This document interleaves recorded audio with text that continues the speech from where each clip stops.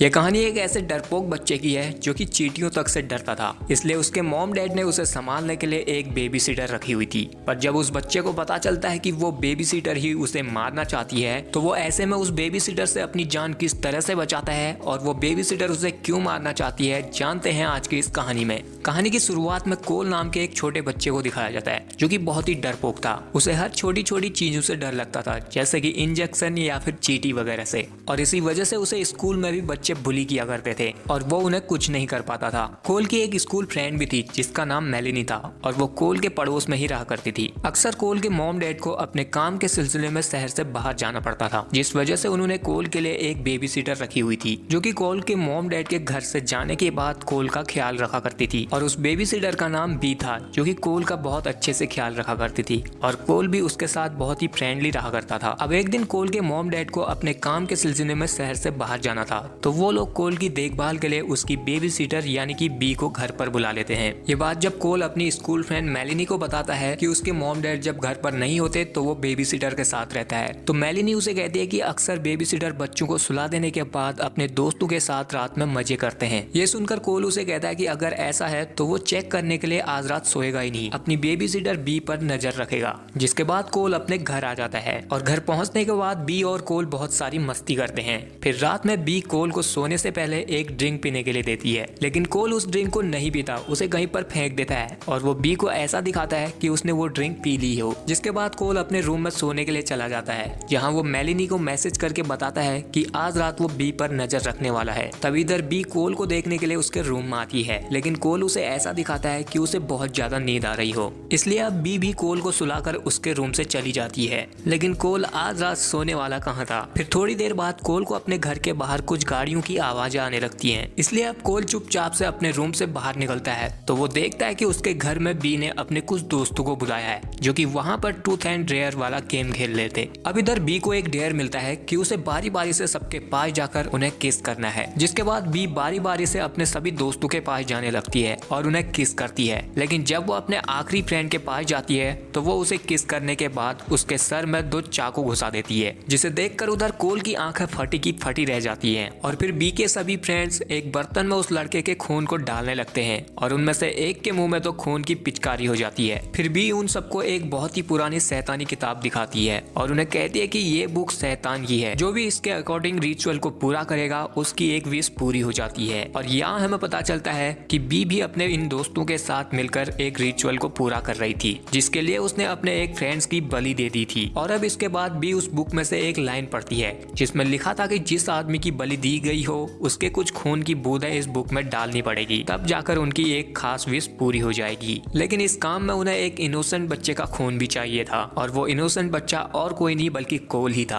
अब ये सब देखने के बाद और बी की सच्चाई जानने के बाद कोल तो बहुत डर जाता है और फिर वो जल्दी से अपने रूम में चला जाता है और वहाँ वो सबसे पहले अपने मोबाइल से पुलिस को कॉल करता है। तभी उसे बी और उसके फ्रेंड्स की आने की आवाज सुनाई देती है, तो कोल जल्दी से अपने बिस्तर में लेट जाता है और सोने की एक्टिंग करने लगता है। तभी बी और उसके फ्रेंड्स कोल के कमरे में आ जाते हैं। इधर बी को लग रहा था कि कोल तो 8 घंटों के लिए गहरी नींद में है, क्योंकि उसने उसे सोने से पहले बेहोशी की दवाई मिलाकर ड्रिंक पिला दी थी, लेकिन एक्चुअल में कोल ने तो उस ड्रिंक को पिया ही नहीं था। अब इसके बाद बी एक इंजेक्शन से कोल का काफी सारा खून निकाल लेती है। वैसे तो कोल सुई से बहुत डरता था, लेकिन इस बार वो अपने डर पर काबू रखता है और हिम्मत दिखाकर सुई लगने पर भी शांत रहता है। फिर जब बी और उसके फ्रेंड्स कोल के कमरे से चले जाते हैं तो कोल अपनी आंखें खोलता है और वो अब जल्दी से यहाँ से निकलने के बारे में सोचता है, इसलिए वो यहाँ से भागने के लिए अपनी बेड शीट को खिड़की से बांधकर बाहर फेंकता है। पर जब वो यहाँ से भागने वाला था तो उसी टाइम पर कोल बेहोश हो जाता है, क्योंकि उसका काफी सारा खून बी ने निकाल लिया था। और तभी पीछे से वहाँ बी भी आ जाती है। फिर थोड़ी देर बाद जब कोल की आंखें खोलती है तो वो अपने आप को एक चेयर में बंधा हुआ पाता है और उसके सामने बी और उसके बाकी सारे फ्रेंड्स मौजूद थे। अब इधर बी और उसके दोस्तों को लग रहा था कि कोल ने सब कुछ देख लिया और वो उनकी सच्चाई जान चुका है, लेकिन कोल तो उनके सामने ऐसा अनजान बना रहता है कि उसे कुछ पता ही ना हो। और तभी इधर पर पुलिस आ जाती है, जिसकी आवाज सुनकर कोल हेल्प हेल्प करके चिल्लाने लगता है, लेकिन तभी बी का एक फ्रेंड कोल को चुप कराने के लिए उसे लात मारकर नीचे गिरा देता है। और फिर जब पुलिस अंदर पहुंचती है तो बी का वो फ्रेंड उनमें से एक पुलिस वाले की आंख में लोहे की सरिया घुसा देता है, जिस वजह से उस पुलिस वाले से बी की एक फ्रेंड पर भी गोली चल जाती है और वो पुलिस वाला भी मर जाता है। फिर उधर दूसरे पुलिस ऑफिसर को बी अपने चाकू से गला काट कर मार देती है। अब दोनों पुलिस वाले मारे जा चुके थे, लेकिन उनके वॉकी टॉकी से बैकअप के लिए पूछा जा रहा था कि क्या वहाँ सब कुछ ठीक है, पर इस वॉकी टॉकी का जवाब कुछ कोड्स के जरिए ही दिया जा सकता था, जिनके बारे में इधर सिर्फ कोल को पता था और ये बात बी भी जानती थी। इसलिए वो कोल को जान से मारने की धमकी देकर उससे वो कोड ले लेती है, जिसके बाद बी का वो फ्रेंड वॉकी टॉकी पर वो कोड बताकर उन्हें कहता है कि यहाँ सब कुछ ठीक है। और इसी मौके का फायदा उठाकर कोल अपने हाथ की रस्सियों को खोल देता है और वो अपने रूम की तरफ भागने लगता है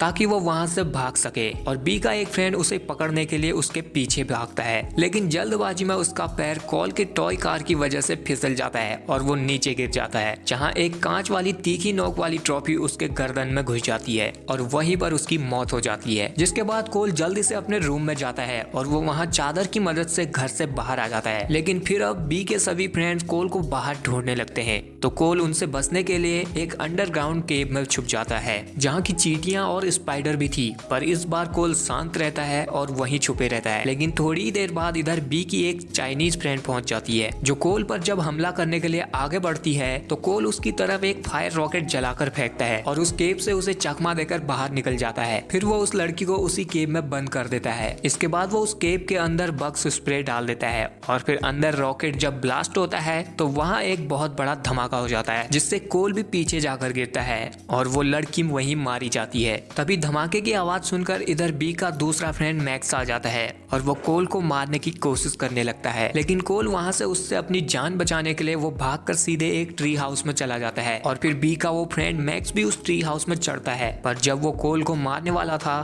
तो उसका पांव फिसल जाता है और उसकी गर्दन एक रस्सी से फंस जाती है, जिस वजह से उसे फांसी लग जाती है और वो भी वहीं पर मारा जाता है। और तभी कोल पर पीछे से बी गोलियां चलाने लग जाती है और फिर कोल उनसे बचने के लिए अपनी जान बचाते हुए मेलिनी के घर पर पहुंच जाता है और वो वहां मेलिनी को सारी बातें समझाकर उसे पुलिस को कॉल करने के लिए कहता है। पर तभी इधर पर बी भी कोल को ढूंढते ढूंढते पहुंच जाती है, जिसे देखकर कोल और मेलिनी छुप जाते हैं। और फिर बी को यहाँ जब कोई नहीं मिलता तो वो यहाँ से वापस कोल के घर चली जाती है। जिसके बाद इधर कोल मेलिनी को एक कमरे में बंद कर देता है ताकि उस पर कोई भी खतरा ना हो और वो पुलिस को कॉल करके बुला ले। फिर कोल बिना डरे बी को चैलेंज करते हुए वापस अपने घर की तरफ जाता है, लेकिन उसे अपने घर में खून की एक बूंद भी नहीं दिखाई देती, क्योंकि बी ने उस घर को पहले की तरह साफ कर दिया था। फिर जब कोल आगे बढ़ता है तो उसे अपने घर में बी की वही फ्रेंड मिलती है जिसे कि स्टार्टिंग में पुलिस वाले से गोली लग गई थी। कोल उसके पास जाता है और उसे चेक करता है कि क्या वो सच में मर चुकी है या नहीं, तो वो इधर कोई रिस्पॉन्स नहीं कर रही थी,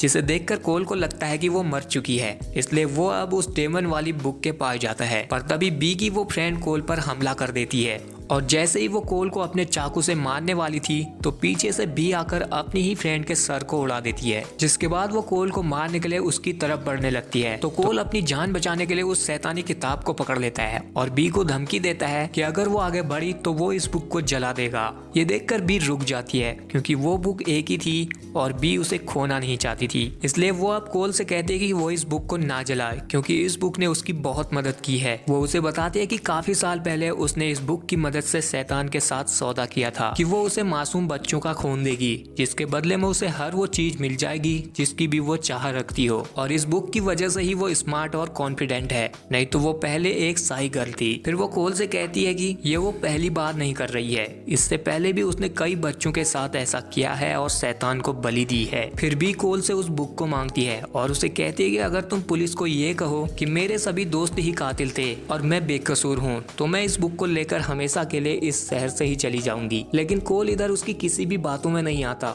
वो उस बुक को जलाकर उसकी तरफ फेंक देता है और खुद जल्दी से घर से बाहर आता है और अपने पड़ोसी की गाड़ी को चलाकर उस गाड़ी को अपने घर में बी के ऊपर चढ़ा देता है और बी गाड़ी के नीचे दब जाती है। जब कोल गाड़ी से बाहर आता है तो तब तक यहाँ पुलिस भी आ जाती है और थोड़ी देर बाद इधर कोल के मॉम डैड भी पहुंच जाते हैं। कोल और मेलिनी भी अब बहुत खुश थे और मेलिनी कोल की बहादुरी देखकर उससे इम्प्रेस भी हो गई थी और कोल ने अब ये प्रूव भी कर दिया था कि उसे किसी केयर टेकर या बेबी सिटर की जरूरत नहीं है, वो अकेला भी रह सकता है। फिर एंड में हम देखते हैं कि जब एक फायर फाइटर कोल के घर को चेक कर रहा था तो उसे कार के नीचे बी नहीं मिलती। जब वो इधर उधर टॉर्च करके देखता है तो पीछे से अचानक बी उस पर हमला करके उसे मार देती है, जिसका मतलब साफ है कि बी अभी मरी नहीं है। और यहीं पर इस मूवी का एंड हो जाता है। वैसे इस मूवी का पार्ट 2 भी है, अगर आप देखना चाहोगे तो मैं आपके लिए चैनल पर जल्दी से अपलोड कर दूंगा, बस आपको कमेंट कर देना है। और यार आप आप में से बहुत सारे लोगों ने हमारे चैनल को सब्सक्राइब नहीं किया है, तो चैनल को कर लीजिए जल्दी सब्सक्राइब और बगल वाले बेल आइकन को ऑन जरूर करना, तभी आपको नई और बेहतरीन मूवीज की एक्सप्लेनेशन वीडियोस मिल पाएंगी।